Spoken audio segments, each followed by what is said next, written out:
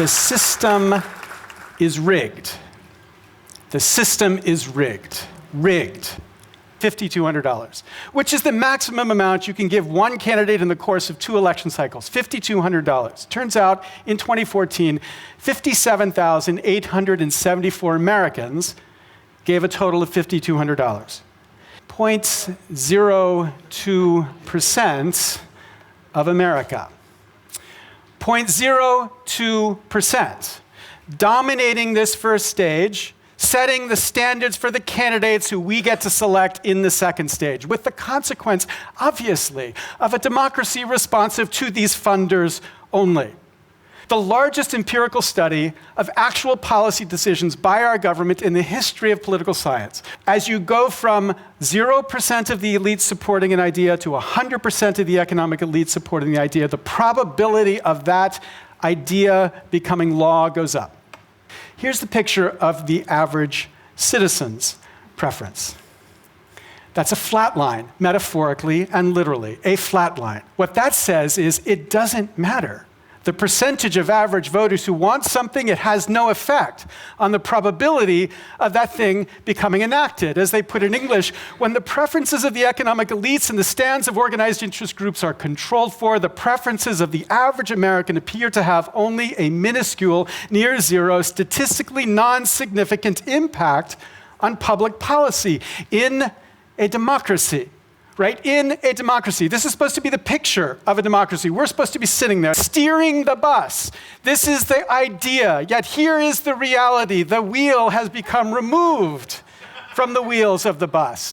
In polls commissioned by the Run, Warren, Run campaign, 94% of Americans agree the system is rigged.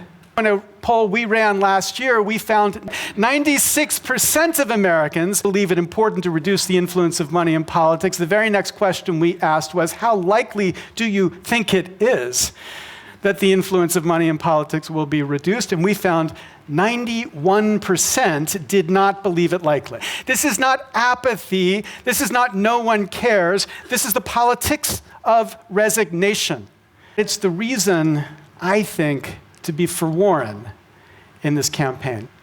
It's about who could pierce the veil of cynicism. This is Warren's advantage. This is Warren's advantage because even her enemies believe her.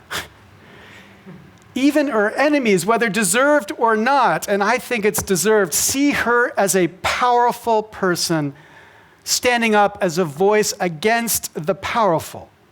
Because in a constant series of choices that have defined her career, she has pushed for right against the rich, the place where she has the confidence of her convictions enough to look power straight in the eyes and say no. If anyone could convince us, it is she. It is she who could convince us. The civil rights movement, a movement to deliver on the promise of an equal justice for people created equally. They didn't have the vote.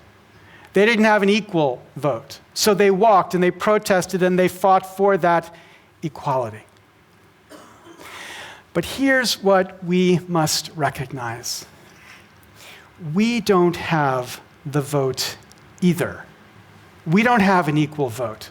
And what we must do is that we must walk, we must protest, we must fight for this equality. 13 months of a campaign. To unite not a divided house, but to lead a united people, because we all start with the conclusion of this campaign that this system is rigged, and to give these united people hope. To imagine really citizens united in this ideal of a citizen equality. And what we urgently need now is a debate and a fight and a movement that addresses that inequality. And what that movement needs is a leader, and her name is Elizabeth. Thank you very much.